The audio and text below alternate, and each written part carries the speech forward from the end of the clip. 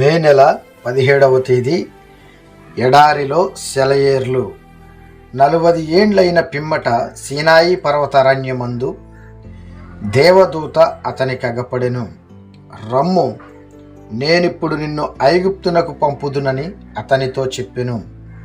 అపోస్తుల కార్యములు 7వ అధ్యాయము 30-34 వచనములు. ఒక్కోసారి దేవుడు మనల్ని కొంతకాలం పాటు మన పనిలో నుండి ప్రక్కకి తప్పించి ఊరకుండి తిరిగి సేవ చేయడం కోసం కొన్ని విషయాలు నేర్చుకోమని ఆదేశిస్తాడు. ఇలా ఎదురు చూస్తున్న కాలం అంతా వ్యర్థమైందని అనుకోవడానికి వీలు లేదు. పూర్వం ఒక రౌతు శత్రువుల బారి నుండి తప్పించుకుని పారిపోతూ కొంతసేపటికి తన గుర్రానికి కొత్త నాడాలు కొట్టడం తప్పనిసరి అని గ్రహించాడు. అతని వివేకమేమో ఆలస్యం లేకుండా ముందుకి సాగిపోమ్మని గొడవ చేసింది. అయితే అంతకంటే ఎక్కువైన వివేచన శక్తేమో కమ్మరి పనివాని కొలిమి దగ్గర ఆగి ఆ నాడ వేయించడమే మంచిదని బోధించింది. వెంట తరిమే వాళ్ళ గుర్రప డెక్కల చప్పుడు దగ్గరలో వినిపిస్తూనే ఉన్నప్పటికీ కొద్ది నిమిషాలు ఆగి ఆ నాడ కొట్టించే వరకు నిలబడ్డాడు.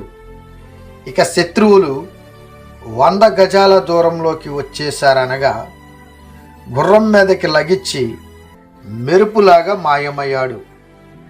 అతను అక్కడ ఆగడం వల్ల అయిన ఆలస్యం అతని వేగాన్ని పెంచిందని అతనికి తెలుసు. ఎన్నోసార్లు మనం పరిగెత్తాలని ఉవ్విళ్ళూరుతున్నప్పుడు దేవుడు మనల్ని ఆగమంటాడు. తర్వాత వచ్చే మజిలీ కోసం ప్రయాణాన్ని జాగ్రత్తగా ఆలోచించుకుని పని చెయ్యమంటాడు. ఓర్పుతో ఓపికగా వేచి ఉండాలి. తరువాతి మెట్టు స్పష్టంగా కనబడేదాకా హృదయపు చెవులకు దేవుని మాటలు ఆహ్వానిస్తూ సాగిపొమ్మనేదాకా ఆశతో నిరీక్షణతో వేచి ఉండాలి. ఆశ అడుగంటనియ్యక దేవుడే నీకు మార్గదర్శి, కనుదృష్టి ఆయన నుండి తొలగిపోనీయక వేచి ఉండాలి. ఇంకా వేచి ఉండాలి. దేవుడు జాగు చేయడు. ఆయన తలుపు తెరవడం కోసం నేను వేచి ఉన్నట్టు ఆయనకు తెలుసు.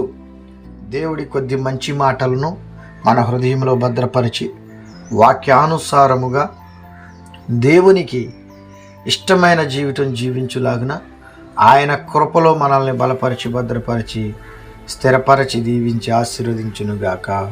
ఆమెన్.